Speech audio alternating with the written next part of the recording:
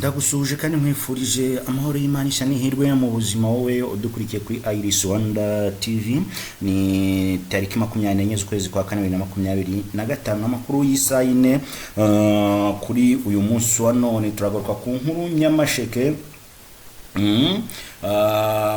aho bita Nyagatare arahirwa bukwari nyuma yo kugurisha abaturage inyama z'inka zasaze zikabashyira mu kaga. Uyu mugabo agurishije abantu inyama z'inka yasaze zikaza kubashyira mu kaga, turaza kumugarukaho muri iki gitondo. Umuturage aratabaza leta ko abangamiwe nuko akagari kose kituma muri tuwarete yiwe cyangwa se mu bwiherero bwiwe.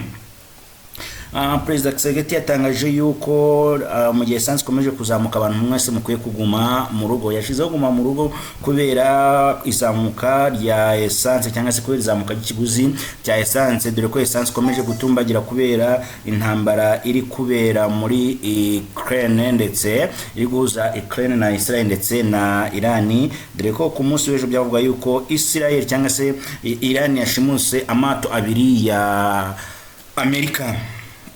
Mbahaye ikaze, niba utarakora subscribe, like, share na comment byondaho cyangwa se ukandeho kugira ngo dukomeze kubana kandi ube uduteye ingabo mu bitugu. Mu murenge wa Karangaza akarere ka Nyagatare haravugwa inkuru ikomeye yateje impagara mu baturage nyuma yuko hari umuturage ukekwaho kubagurisha inyama z'inka.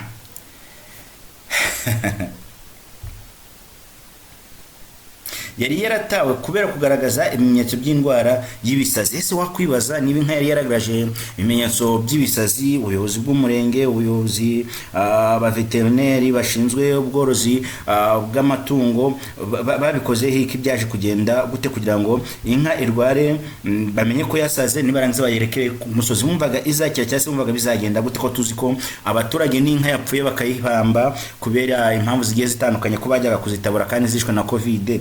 Ingiyo bumvaga bizagenda gute?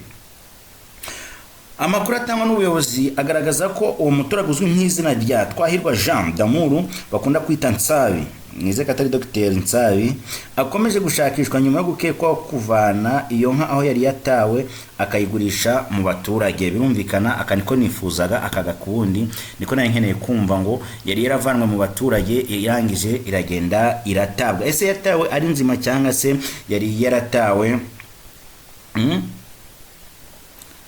yarapfuye? Ibi nabyo turaza kuba tumenya ibyo ari byo. Biravuga ko iyi nka yarumwe n'imbwa yasaze, iyi nka nayo igahita isara. Bivuga kandi ko yari yasaze ndetse yanarumye umushumba nyuma ikaza gutabwa n'abaganga b'amatungo kugira ngo hatagira uwayegera. Abaturage mu mudugudu wa Kamati akagari ka Kamati bavuga ko baguze izo nyama batabizi, nyuma baza kumenya ukuri ubwo bamwe muri abo baturage batangiraga kugaragaza ibimenyetso byo kumererwa nabi. Ese ubwo bamerewe nabi gute? Ubuyobozi bwihutiye kubatabara babajyana kwa muganga aho bahawe inkingo zibakingira indwara zishobora guterwa n'izo nyama. Umwe mu baturage wagizweho ingaruka yavuze ko batari bazi inkomoko y'inyama baguze, ariko bagize amahirwe ubuyobozi bukabafasha vuba bakavurwa bagakira. Yashimye uburyo bakurikiranwe, avuga ko iyo bidakorwa hakiri kare hari abari kubura ubuzima. Hari n'abagaragaje uburakari bukomeye ku wabagurishije izo nyama, bamushinja gushyira inyungu imbere aho kwita ku buzima bw'abantu. Bavuga ko ibyo yakoze byabateje igihombo n'imvune kuko bamaze iminsi bajya kwa muganga badakora banahabwa inkingo. Ubuyobozi bw'umurenge wa Karangazi bwibukije abaturage kujya bagura inyama ahantu hizewe kandi hagenzuwe, bunaburira abacuruza inyama mu buryo bunyuranyije n'amategeko bazahanwa bikomeye. Bwavuze ko ukekwaho iki cyaha yatorotse ariko ko ari gushakishwa kwe bikomeje kugira ngo ashyikirizwe ubutabera. Ku ruhande rw'umuvugizi ubuyobozi bw'ibitaro bya Nyagatare bwemeza ko abariye kuri izo nyama bose bakingiwe ndetse n'abari bagaragaje ibimenyetso bikomeye ubu bamaze koroherwa. Ariko mutubwire ibimenyetso bagaragaje. tukaza kumenya ibyo ari byo. Bivuze ngo bagaragaje ibimenyetso bikomeye, wavuga ngo bagaragaje ibihe bimenyetso. Ukomeje gushimangira ko ari ngombwa ko amatungo arwaye cyangwa yatewe arindwa neza cyangwa akavanwaho burundu kugira ngo hirindwe ko hari abagaragayeho bagashyira ubuzima bw'abandi mu kaga. Nguko rero uyu mugabo nabanga abaturage bahuye n'isanganya. Mwabagabo mwe, mwabantu mwe, akanyama cyangwa se akaboga kararyoha, ariko tujye twagurira hahandi habugenewe. Burya ibyamake biba ari ibyamake, ibyamake biba ngo ari ibyamake, n'ubundi ushobora kubirya bikaba byakugwa nabi cyangwa se bikakumerera nabi. Ibyo nta kubishidikanyaho, niko biba biri. Umugabo arakekwaho kwica umugore we wari utwite inda y'amezi 5 mu karere ka Huye, umudugudu wa Nyagasambu, akagari ka Rukira, umurenge wa Huye.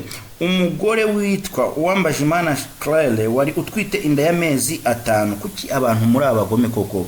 Wateye umugore wawe inda, yaratwite inda y'amezi 5, agutwitiye umuhungu cyangwa umukobwa, urangije uramwishe. Mwumve namwe inkuru ukuntu ibabaje. Umugore witwa Uwambajimana Marie Claire wari utwite inda y'amezi 5, bikekwa ko yishwe n'umugabo we amunize. Birakekwa ko yishwe n'umugabo we amaze kumuniga, akaba yaramutwitiye umwana w'amezi cyangwa se inda y'amezi 5. Uwo mugabo kimara kumwica yagiye ku baturanyi arababwira ngo nibamutabare, umugore we arapfuye. Ahita asubira mu rugo aryama iruhande rw'umurambo. Yahise asubira mu rugo aryama iruhande rw'umuryango uwo yari amaze kwicwa, kuko byatangajwe na bamwe mu bayobozi cyangwa se mu baturanyi bahariya i Huye bari baturanye n'uyu mugabo. Ariko bikaba bikekwa yuko uyu mugabo yaba yamaze kwica umugore we, ahubwo akagenda mu baturanyi we agahita amwica. Indi nkuru twavuga muri iki gitondo cyangwa se muri aya masaha iramutse icicikana ni yuko perezida wa Uganda Yoweri Kaguta Museveni yavuze yuko lisansi nikomeza guhenda cyangwa se ubona ko lisansi ihenze, yabagira inama yo kuguma mu rugo. Niba lisansi ihenze mugume mu rugo. Perezida wa Uganda Yoweri Kaguta Museveni yashishikarije abaturage be bo muri Uganda kuguma mu rugo bakirinda gutembera niba babona nta mafaranga yo kugura lisansi babona. Yagize ati niba lisansi cyangwa se essence ihenze mwijya gutembera mugume mu rugo, none murajya he niba nta mafaranga mufite? Abaretse bakagenda n'amaguru. Nyakubahwa Yoweri Kaguta Museveni ibi yabitangarije mu gihe muri iki gihe ibihugu bitandukanye byo kwisi bihangayikishwe n'ibura by'ibikomoka kuri petroli. Ibingibi byo ni agaterera nzamba ku isi hose, kuko essence yakomeje kuzamuka, dore ko ubu ngubu kuyibona byabaye nka forode. Hari naho batari kwemera kuzuriza imodoka igiye kunywa lisansi hirya no hino mu gihugu cy'u Rwanda. Andi makuru aramutse ari gucaracara ku mbuga nkoranyambaga cyangwa se bimwe muri kuvugwa muri iki gitondo, nuko Bishop Harerimana wo mu itorero rya Zarafat Church ku munsi w'ejo urukiko rwamukatiye gufungwa imyaka 4 ndetse agatanga na miliyoni 24 zindi akababaro, harimo na miliyoni 10. Uyu mugabo uri waratawe muri yombi mwaka ushize akaza kurekurwa atanze ingwate ya miliyoni 60 ku mutungo we w'inzu, ndetse wafunganwe n'umugore we. Ubu ngubu yamaze kuba yakatirwa igifungo cy'imyaka 4, harimo imyaka 2 isubitswe, harimo n'umwaka umwe uburi yayigeze gufungwa. Tutaramenyera amakuru yayo neza ku buryo burambuye aho ngaho. Reka mbifurize kugubwa neza. Niba utarakora subscribe, like, share na comment rwose byondaho, cyangwa se ukande kugira ngo amakuru yacu n'ibiganiro bikomeze kukugeraho ku gihe. Ikindi ndabakunda cyane.